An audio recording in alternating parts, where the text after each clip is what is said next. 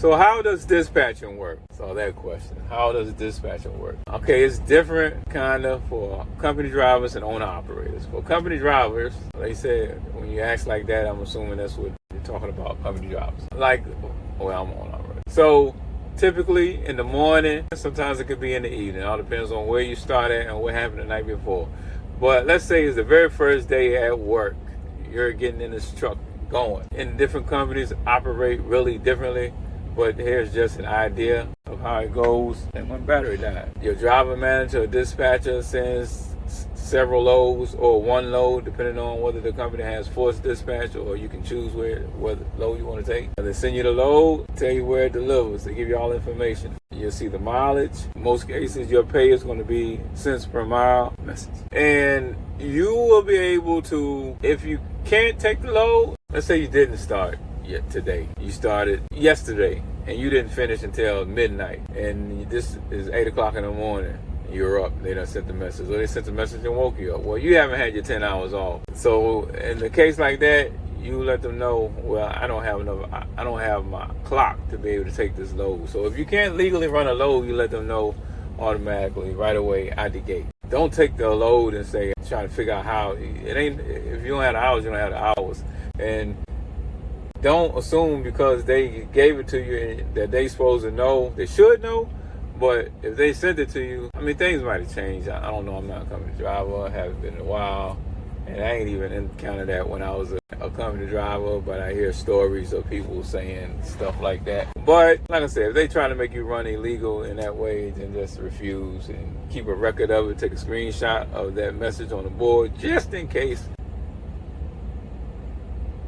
They send you the load information. You go pick up the load. You're going to have your map. And you're probably going to have a GPS, and always leave early so you can get there on time.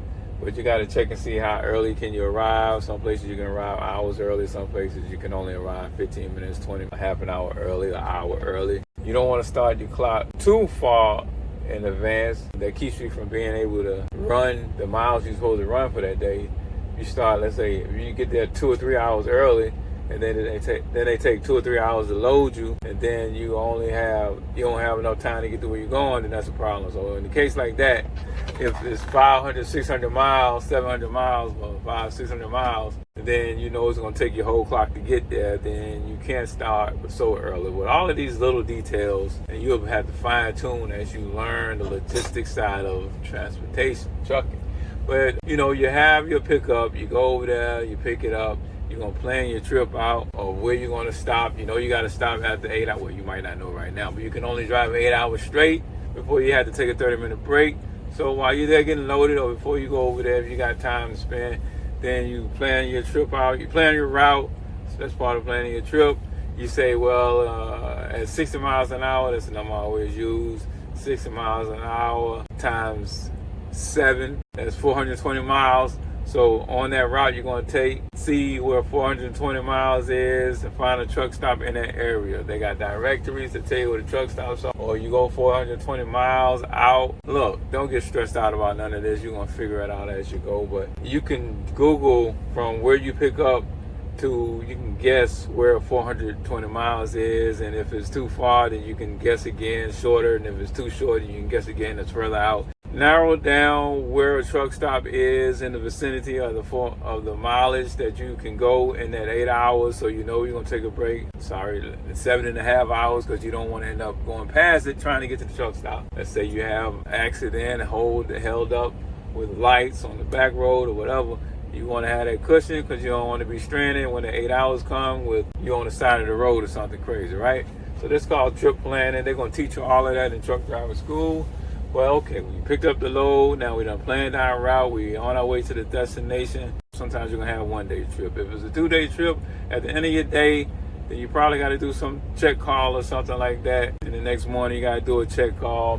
Where will you park? In most cases, well, that's why trip planning, route planning is important, so you'll have an idea where you want to be. If you get to does all this need to be in this? This should be a separate video. I'll just figure maybe you might be curious about it. Oh yeah. All right, let's go. If you get to truck stop late evening, during the week, it's a wrap. It's probably going to be full, but then it depends on where you are. And, it depends on what energy you send out there to the truck stop. If you say, hold me a spot, you get there, it's probably going to be a spot. I'm just messing. That's what I do. I don't expect you to do that. And I really do be doing that sometimes, though, and it be working, too. When I be serious about it, I don't know, it just works sometimes. But a lot of times I find somewhere to park. You'll learn there's different places to park. Sometimes there's industrial areas. Now, if you get really down to the wire with no options, there's usually a Walmart near. And I know you're going to see a lot of people saying Walmart won't let you park. I parked at Walmart's. I parked at Food Lines. I parked at Harris Teeter, Sam's Club. Listen, these people get loads delivered. Trucks deliver the load. They don't know if you're delivering or not. Ain't nobody going to ask you. But that's not what I recommend you doing. I've done that. I don't recommend it. I got a little intuition now. Being out here for so long, I can feel it out. But what I did and I still do it, I will go in there shopping. You always got to get something. And I'm asking to speak to the manager. When I speak to the manager, I'm going to say, I need somewhere to park overnight after I get through shopping. Do you mind if I stay there till early in the morning? I have never been told no. Never. Now, I don't do it every weekend. Like I said, I'm usually able to find somewhere to park, but I've done that. I used to do it more frequently when I first started because, it's just, I always knew it. I didn't know how to navigate it as well. But, it was the easiest thing to do when I was new, especially trying to ride the clock out to get as far as I could. So that's an option. And I didn't tell you this, but if you have to, I do it a lot. But if you have to, then maybe the ramp, if it's late and there's a lot of space on the ramp, then maybe you want to stay on the ramp or stop on the ramp before you go to the truck stop and then walk to the truck stop and see is it parking. Maybe, I don't know. This is something you got to figure out and fill out. Or just put it this way. If your time is running out, then maybe that's the process you want to take. If you got plenty of time, just drive to the truck stop, see if there's space. Because if it's not, then you can leave and try to find another. But if it's late and you about to run out of time on your clock and there's space on the shoulder, that's the option. I didn't tell you that. In some states you can't now. In some states you see a no parking sign, no parking sign says. But other places there will be plenty of space. North Carolina is real good for letting you park on the ramp. They don't be tripping. There's a couple of ramps, a couple of places where they got signs, but overall Carolina is great about that. Dispatching. So yeah, that's it. And then you make it to the truck stop. Of course, whenever you get fuel, you usually get credit for a shower.